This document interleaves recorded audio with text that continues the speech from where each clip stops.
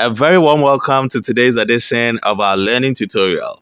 Today we're looking at how I made this simple but beautiful off-shoulder kente bustier corset for a client's traditional wedding in Ghana. This is a beginner to intermediate friendly lesson. And so if this is something you'd love to do, please do stick and stay and let's do it together. To be able to sew this beautiful style, we first would have to draft our basic bodice. This is the front and that is the back. In case you'd want to learn how we came by this, we'll put a link in the description box. We'll first modify the front, then to the back. From the shoulder to the beginning of the dress is 7 inches.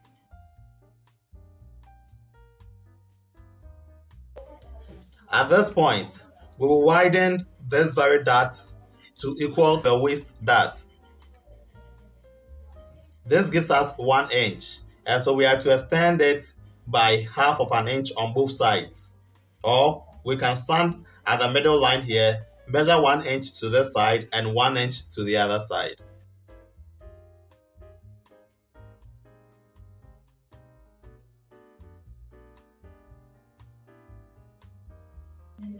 Because the neckline is straight, we'll just square the center front to meet the top point here.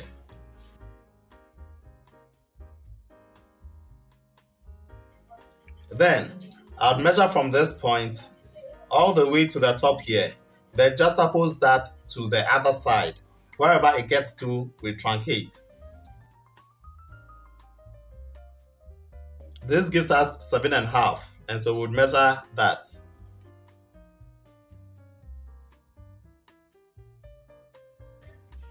With this point, we have to draw an S-like shape to enter the arm depth from this point.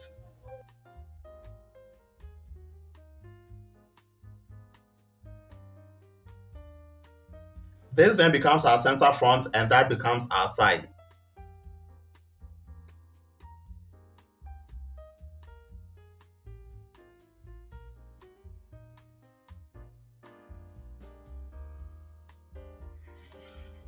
So this is the front and that is the side duly cut. We move ahead and then modify that of the back. We're going to cut this off.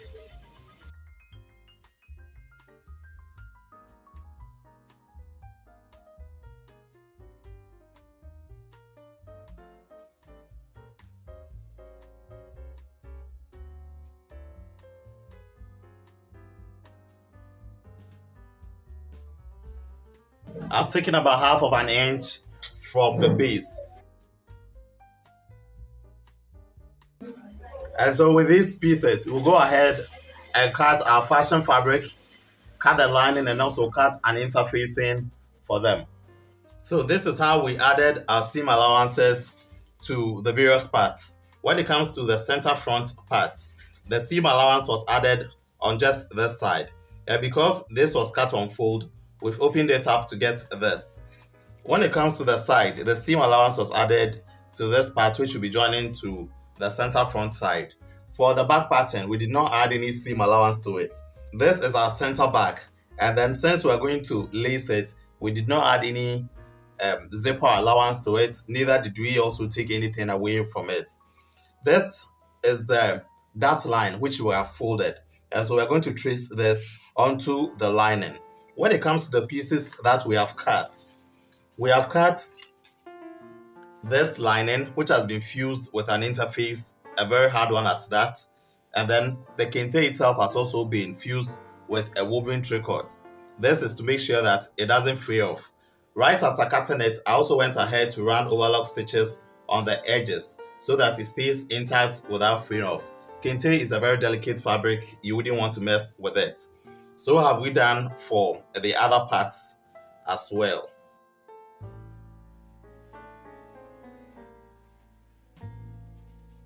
So let us move to our sewing machine and then continue. So we pick the center front as you see here. Then we place this at the top. Then we'll go ahead and stitch this side.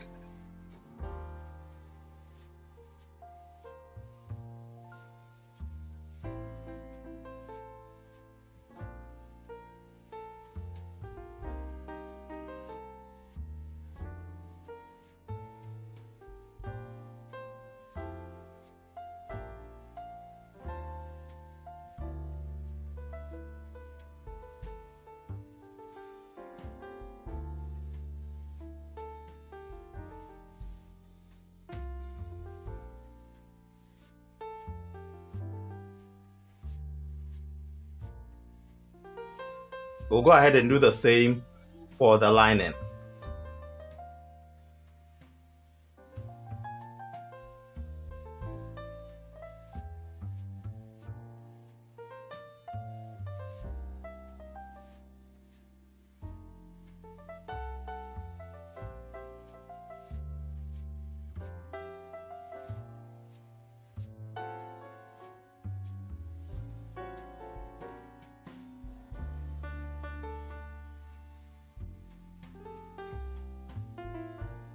I'd want to fix our bones.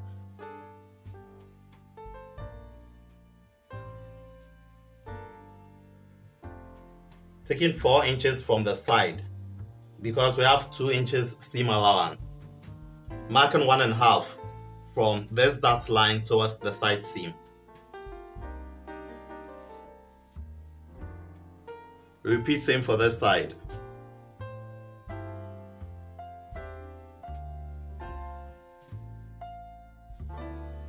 It's very intentional that I don't want to bone this very lines, because sometimes when the person is bustier and then the person sits, you see that there's a breakage under the underbust. We want to avoid that.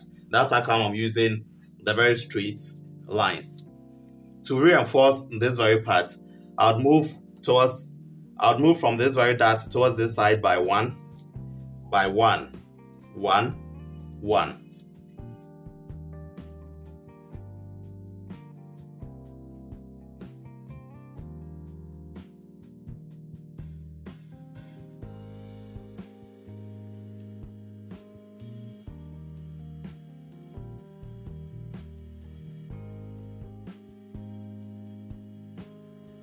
So let's move to our sewing table and then stitch the bones in place.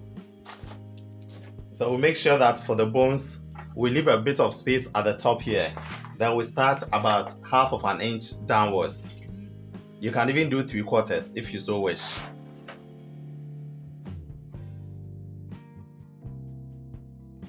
Then we leave about 1/2 inch down here, or 3/4 inch, and then we cut the bones short.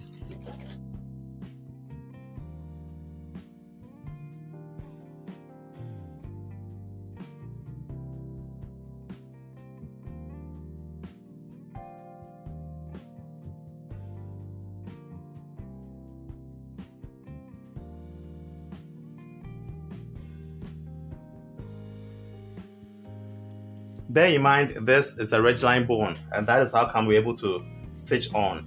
If it had to be the type of bone which we are unable to stitch on, what we would have done is that we would have cut a casing like this, which is about 1/2 inch. Then we place it on, stitch both ends so that we would have space in between to be able to push the bones through.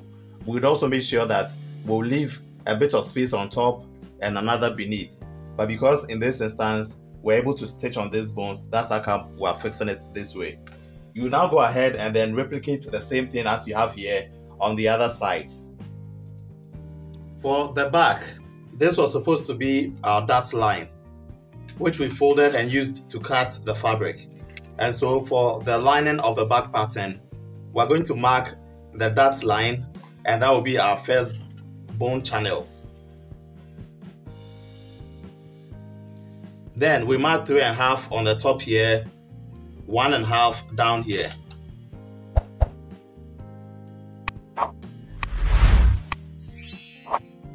Bear in mind, this is a boning channel, and so how you want to place it solely depends on you.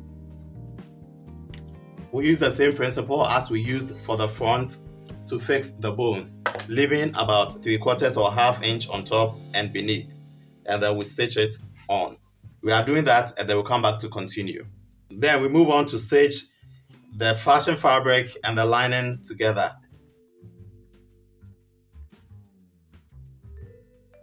We're going to stitch the top here and repeat same for the other one.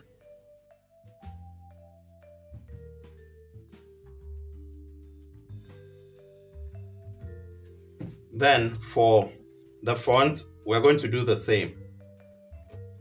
I'm matching the dot lines, this, that, and then the rest.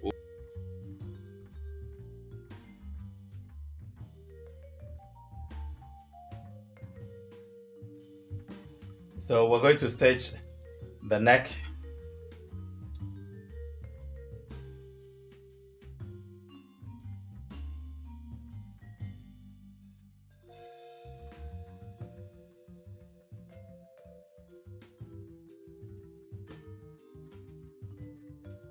There is one technique I've learned over the period. When we have such a seam, you'd want to reduce the seam allowance for the lining so that when you flip it over, it doesn't become bulky on this very line. And so reduce the seam bulk on the lining.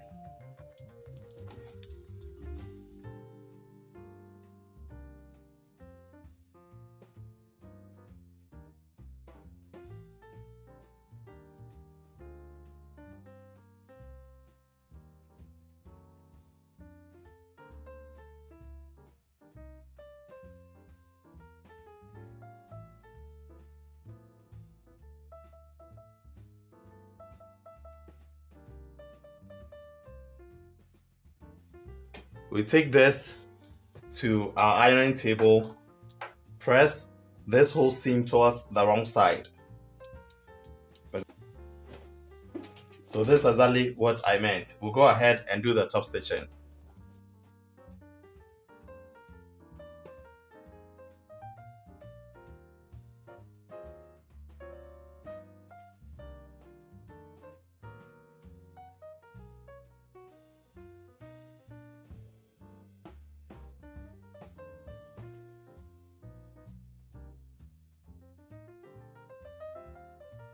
The edge is neatly finished. The lining wouldn't ever show on the good side. We repeat the same for the back pattern.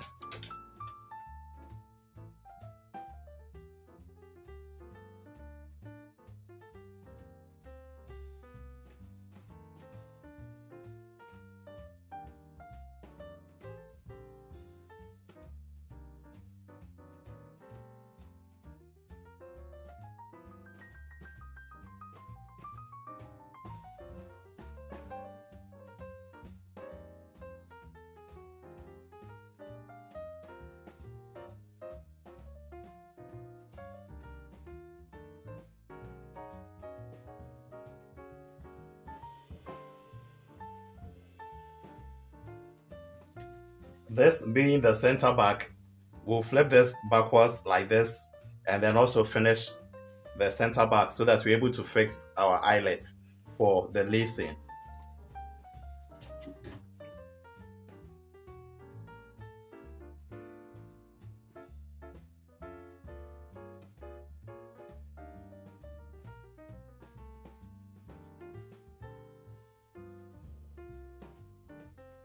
Repeat same for this side of the back pattern. We're going to stitch the edges of both the fashion fabric and the lining together.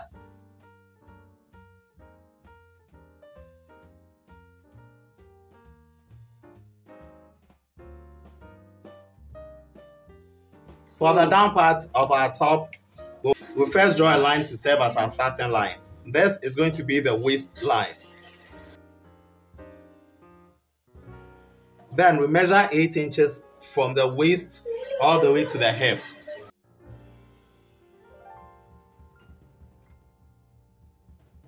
The waist was 34 inches, but then we deducted 2 inches from it during the basic bodice drafting. And so we are doing 32 inches for the waist. Divided by 4 gives us 8 plus 2 inches, 10. The hip is 44. Divided by 4 gives us 11 plus 2 inches.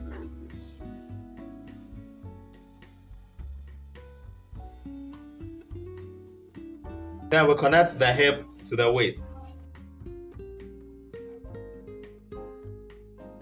At the center front here, we are to take off 6 inches. Then on the side seam, we are to take off 3.5.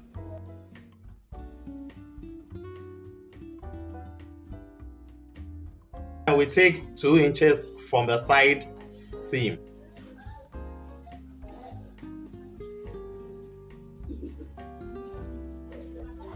We draw a curve to connect the 6 inches to the 3.5 inches here.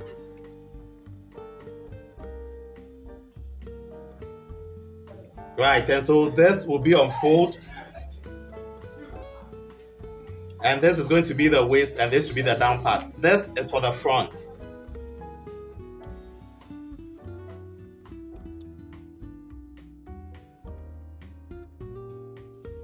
For the back part, we are also to take off 8 inches. That is from the waist to the hip.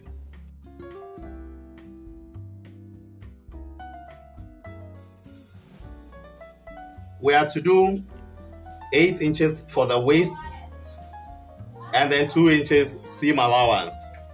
And then hip is also 11 inches plus 2 inches seam allowance.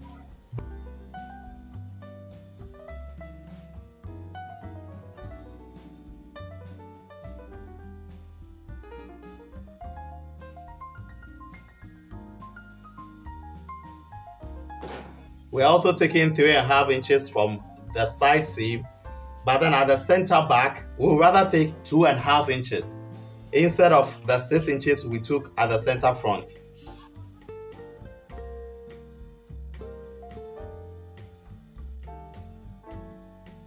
And so the side of the back will be the same as the side of the front.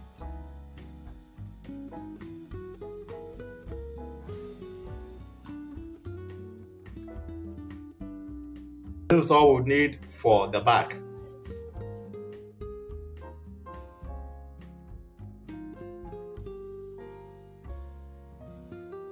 So we're using this to cut our fabric, its lining, and the interface. After cutting the fabric, the lining, and the facings, the next step will just be to finish the hem. And so we're going to stitch all along this. We do same for the back patterns. We're going to sew the down part, and then we leave this side and the top unsewn. After finishing this neatly, the next step is to join it with the upper part of our bodice. And so we're just going to join it this way, and then we flip it backwards in place. Then repeat same for the back. This is the shorter part, and that is the side seam, and so this is going to be the center back. We're also going to join this that way, and then we flip it to the good side. For the off-shoulder strap, we have cut this by 3.5 inches width, and then with a length of about 25.5 inches. The total circumference around her whole body is about 47 inches, and so we've just made it about 50 inches so that we have excess, to sew off the off-shoulder. Also, this is for the back pattern. We have cut the same thing, just that we divided it into 2 so that you'll be able to get this part to be able to connect to the upper part of our body. So just let's go and then finish this. How do we finish this? We'll flip one side just about 1/4 inch inward, iron this. We repeat same for that.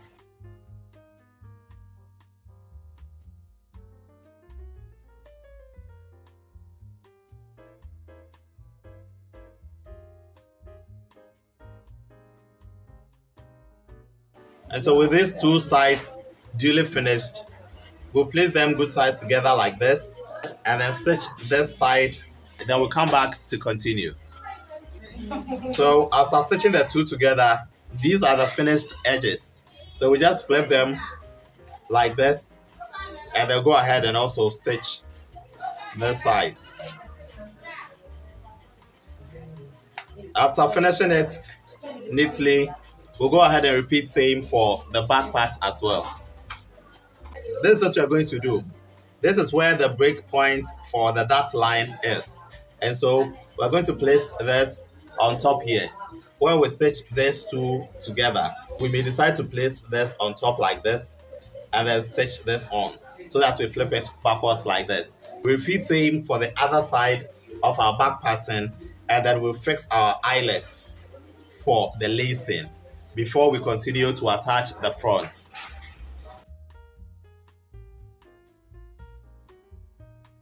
And so we are taking off our seam allowance. Then we'll go ahead and stitch.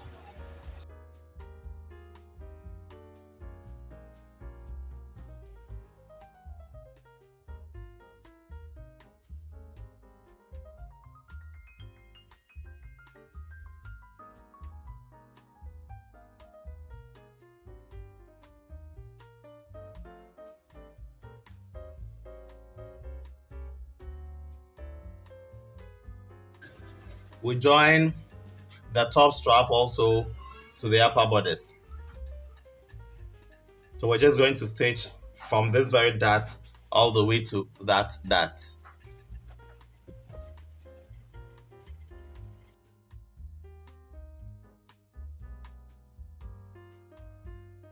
Because of the fold we had at the center back when it was laced, we want to fix a boning at this side. And so what I've decided to do is to create a casing for it, because we don't want the bone to show at the wrong side. So this is what I've decided to do. I've folded this and we're going to stitch the boning very close to the edge, as you see here.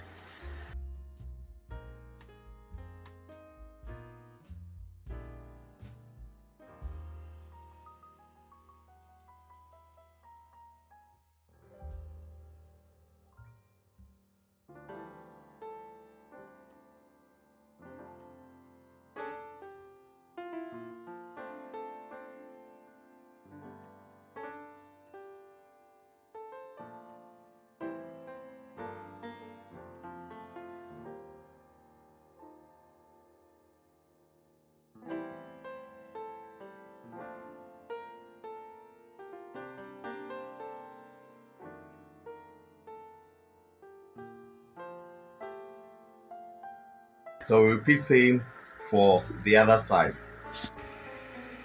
The two off-shoulder straps have been put together like this, and then we've sewn the allowance to give us exactly the 47 we had measured. And so this is what we've sewn. We're going to finish the edges, and then we'll make sure that we place this inward as such, so that it wouldn't show on the good side. Yes, we wouldn't want the excess to be seen like this. So we can just fold it inward and then we hem or we stitch it somewhat. To cut the peplum arch on the side, what you're going to do is that you place another brown paper beneath it, like this. Then I would want to trace the edge here. Then I would want to start from this very side and at that side. And so I can take this off, making sure that on this side we get about 4 inches. So on this very side we're looking at about 4 inches. Then the shape you'd want to give it, I want it to go this way.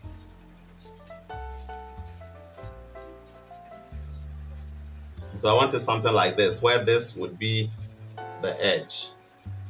So I go ahead and cut this and use this to also cut the fabric.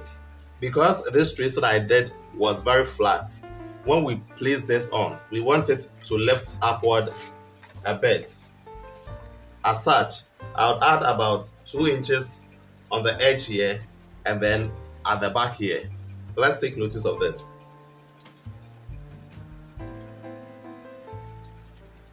So I would rather start from this side, then end there.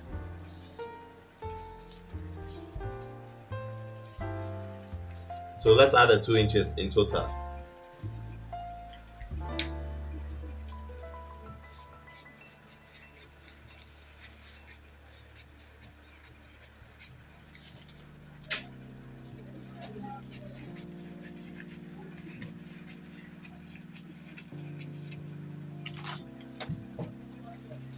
And so that's what you're going to get.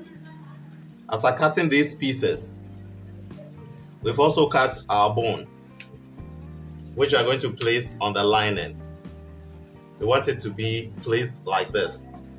One very good thing about this ridgeline bone is that you can twist it to any shape, give it a hot press, and then it will just adapt. This is one very good technique I just found out. Right, and so with this, it assumes the curve we need.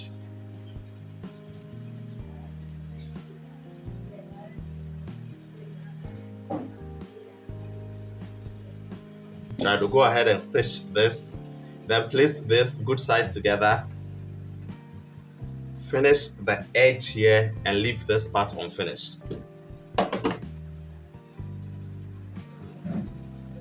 Right, so after we've done this neatly, we're going to place this from the start here, like this. As I'll just sketch the outer part so that we go ahead and do the stitching.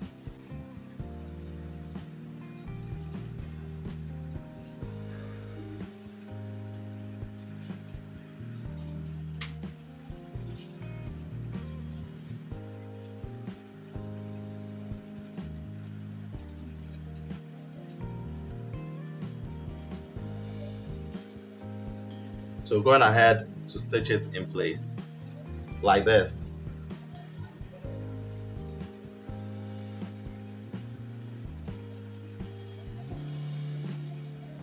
Right, and so this is it, neatly stitched, and this is the good side. Very firm.